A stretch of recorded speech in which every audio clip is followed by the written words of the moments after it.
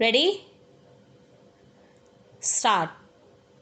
Now, sir, honorable members will recall that the bill was introduced in the House of the People on the 2nd September 2003. It has had a long history and in one form or another it has been before the public since the end of 1949.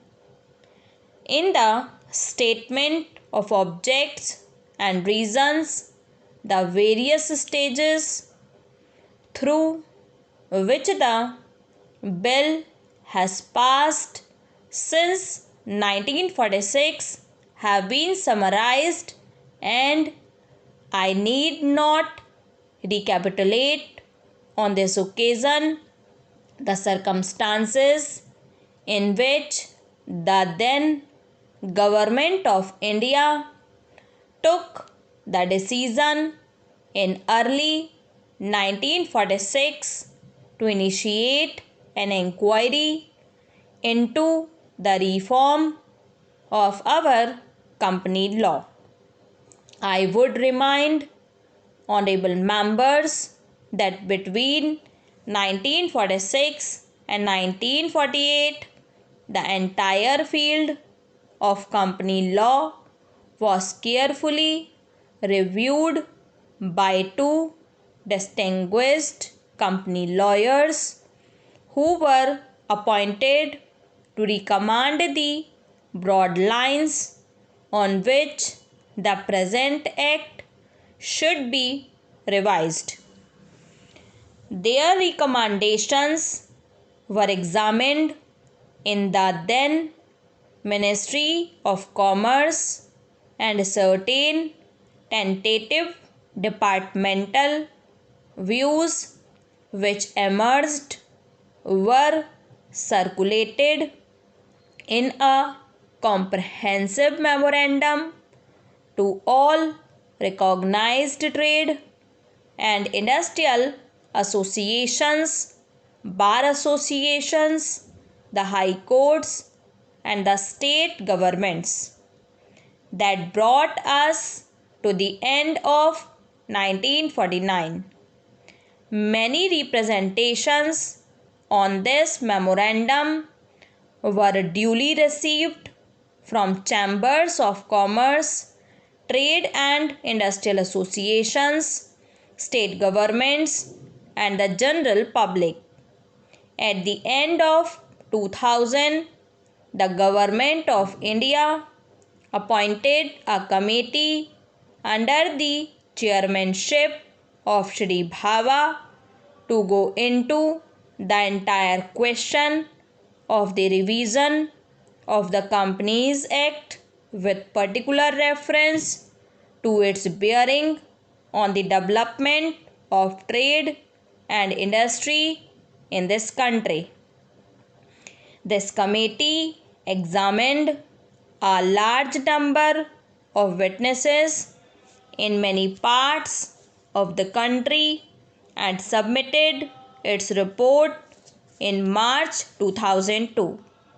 This report again was circulated to all state governments, chambers of commerce, trade associations, high courts, and many other bodies.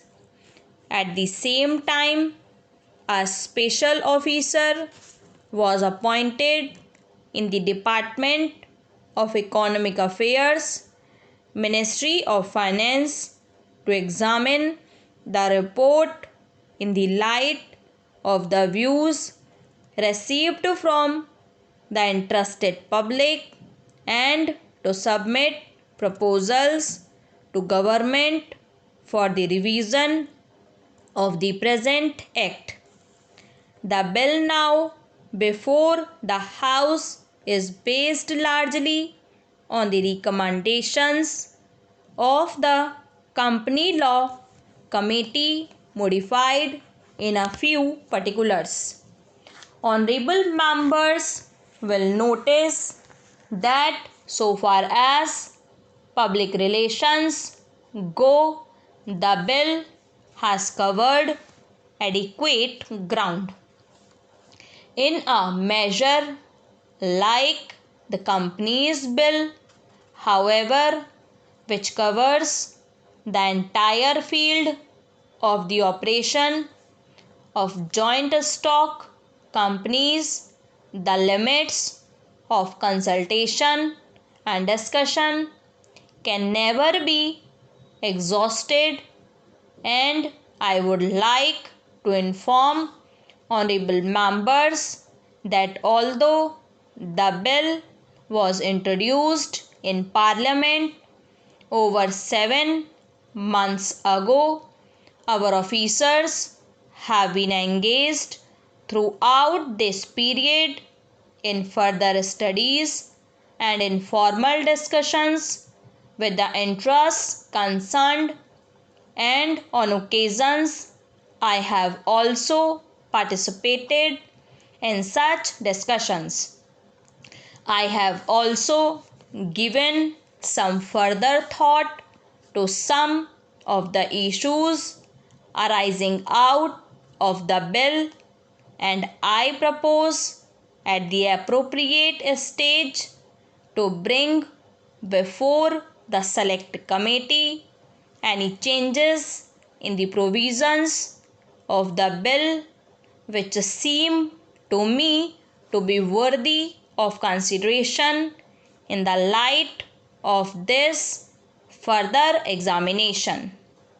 Now, honorable members would have noticed that the bill contains 6 clauses and 12 schedules. I think it is probably one of the longest legislative measures in recent legislative history, but its size might be regarded as misleading unless I make a few comments. The bill is both, one must remember, a consolidating and amending measure. As mentioned in the statement of objects and reasons, this is the first opportunity which has occurred since 1923 for the consolidation of the Companies Act.